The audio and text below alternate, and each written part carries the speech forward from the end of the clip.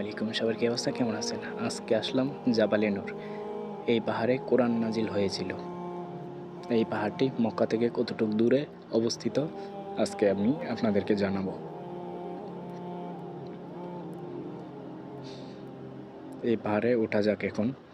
এই পাহাড় সম্পর্কে আমরা আজকে জানবো। ভিডিওটা একটু টেনে টেনে দেওয়া হবে, ভিডিওটা অনেক লম্বা হবে, কারণ এটার উপরে উঠতে উঠতে অনেক সময় লাগবে। পাহাড়টি অনেক বড়। এর ভিতরে আমরা জেনে নিই এই মক্কা থেকে এটা কতটুকু দূরে।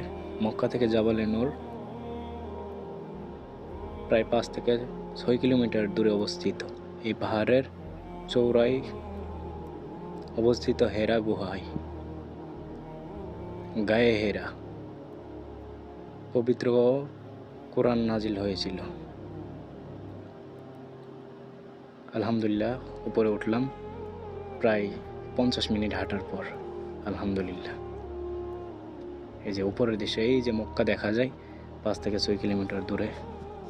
এখন আমরা দেখব যে গুহায় হেরা গুহা, যেখানে কোরআন নাজিল হয়েছিল। পাহাড়ের উপর অনেক অনেক উচ্চতা এটা, এই পাহাড়টি। 40 মিনিটের ভিতরে আপনি উঠতে পারবেন না। ফজরের সময় আসলে আপনি সুন্দরভাবে উঠতে পারবেন, ফজরের আগে আসলে, পরে আসলে আপনি উঠতে পারবেন না, অনেক অনেক কষ্ট হয়।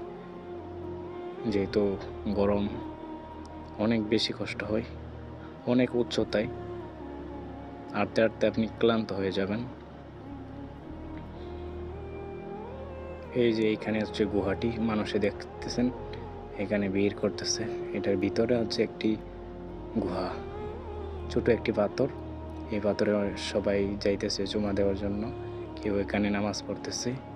এটার উপরে এখানে আমি আছি, নামাজ আদায় করলাম। আলহামদুলিল্লাহ আলহামদুলিল্লাহ, এখানে আসতে পেরে আল্লাহর কাছে লাখ লাখ শুকরিয়া। এই পাহাড়ের ওপর কোরআন নাজিল হয়েছিল। এই পাহাড়ে উঠতে পেরে আল্লাহর কাছে লাখ লাখ শুকরিয়া।